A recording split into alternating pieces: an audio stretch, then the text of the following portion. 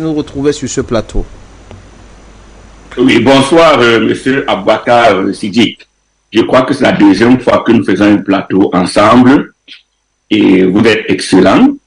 Permettez-moi de saluer la galaxie panafricaine, de saluer mon ami Bertrand sur le plateau, mon ami maître Momo et le très très brillant Charlie Kenny. Donc, qui est l'une des relèves les plus prometteuses dans le panafricanisme. Donc, je souscris entièrement à ce qu'il a dit et j'ajoute que, au-delà de l'éducation, c'est même nos budgets qu'il faut reconsidérer parce qu'il est impossible de fonctionner avec des budgets inférieurs à 10 000 milliards de francs CFA pour une population de plus de 20 millions d'habitants. Et donc, la façon dont le budget est conçu est coloniale. Et donc, en fait, on peut avoir des budgets de plus de 100 000 milliards. Et j'ai un peu expliqué comment ça peut se faire. Si on a de tels budgets, je crois que la plupart des problèmes soulevés par Charlie sur le plateau seront résolus. Donc, à cela, je dis, je suis prêt pour le débat. Merci. Docteur Paul Bekima, vous êtes prêt pour le débat. Vous restez puisque votre micro est ouvert. Nous allons commencer cette émission avec vous. Alors, vous avez suivi autant que nous, autant que les milliards de téléspectateurs de la télévision panafricaine à travers le monde entier. Ce qui s'est passé au Gabon cette semaine. Docteur Paul Bekima, vous êtes analyste stratège. Dites-nous, êtes-vous surpris d'abord, on va commencer par là. Êtes-vous surpris de la chute d'Ali Bongo ou ce qu'on peut appeler renversement à la tête de l'État du Gabon de ce président par un push militaire? Surpris, non, je ne suis pas surpris, parce que c'est dans l'air du temps. Mais ce que je confesse, c'est que en termes de vocabulaire, je ne suis pas assez sophistiqué pour rentrer dans les subtilités de la typographie des coups d'État. Il y a plein d'esprits brillants qui l'expliquent très très bien. Par contre, moi j'utilise une métrique simple, la métrique de la souveraineté. Quand il y a une action dans un pays, est-ce que cette action concourt à la promotion et la conquête de la souveraineté du pays, oui ou non?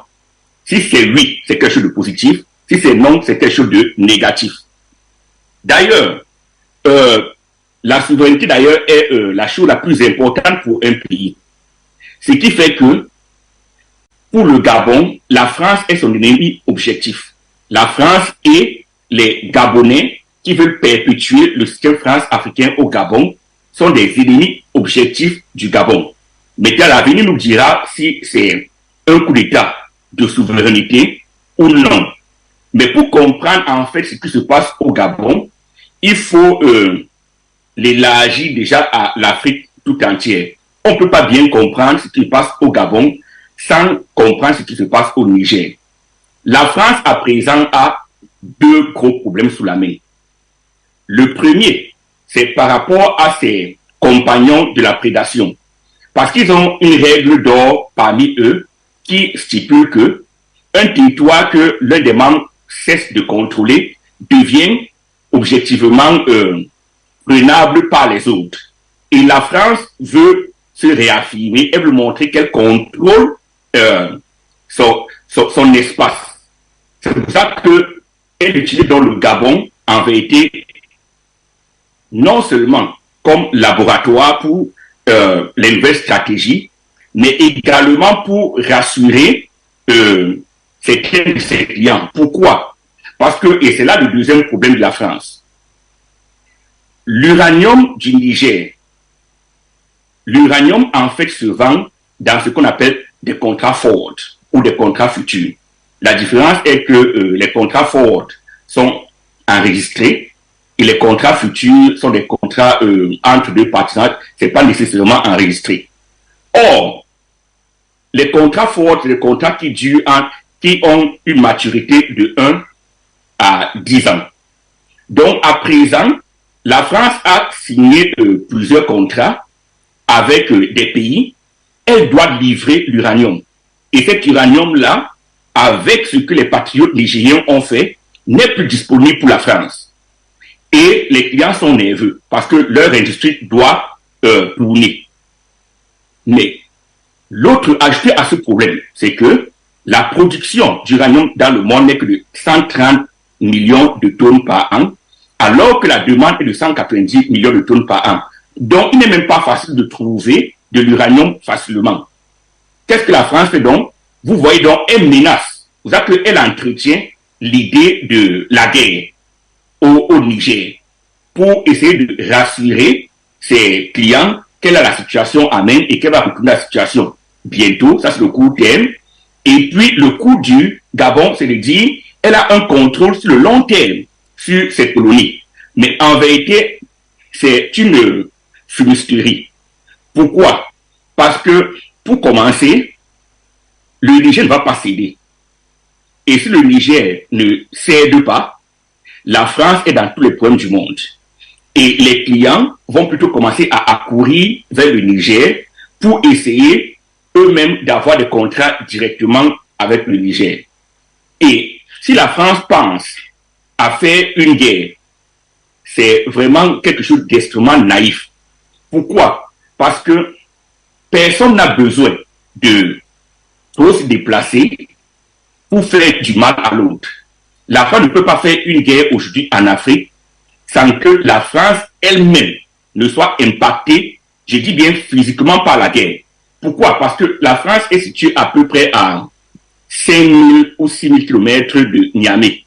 Or, avec des missiles de longue portée, vous êtes capable, à partir de Niamey, de bombarder Paris. Qu'est-ce que la France a fait? Elle a énervé la Russie avec le problème de l'Ukraine, en armant les Ukrainiens pour tuer les Russes. Donc, il ne serait pas étonnant sur le moyen terme à terme que les Russes vendent des missiles de longue portée au Niger. De même que la Corée du Nord. Donc aujourd'hui, le Niger, qui est très calme, a les moyens de faire du mal à la France si jamais la France décidait de l'attaquer.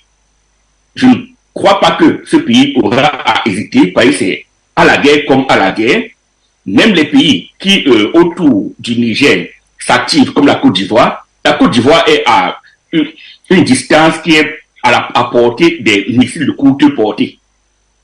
Le Nigeria, même chose. Le Sénégal, c'est les moyens portés. Donc, je ne vois pas trop comment la France va attaquer. Et pour les Gabonais, pour retourner aux Gabonais, il faut faire échouer le plan de la France. Pourquoi? Parce que la France va être violente parce qu'elle est désespérée. Elle va forcément essayer d'apporter une guerre, faire la guerre aux Gabonais s'y opposer. Donc, plutôt que d'attendre que la France fasse la guerre, je leur rappelle les propos et c'est là que je sors, de Winston Churchill à Chamberlain, qui était le premier ministre britannique de l'époque, qui est parti signer une paix. Il a cédé à toutes les demandes de Hitler, pensant sauver la paix du monde. Et à la descente d'avion, Churchill, qui va le remplacer, mais qui était journaliste à l'époque, lui a dit, Monsieur le Premier ministre, ce que vous venez de faire est ceci. Entre la lâcheté et la guerre, vous avez choisi la lâcheté, mais vous obtiendrez la guerre. Et donc, je demande aux Gabonais, dans cette situation-ci, de rester vigilants et de choisir la guerre sur la lâcheté si jamais ce choix manichéen devait être fait. Je vous remercie pour ce premier jet, Monsieur Sidi. Merci, c'est nous qui vous disons merci à vous, docteur Paul Béguima.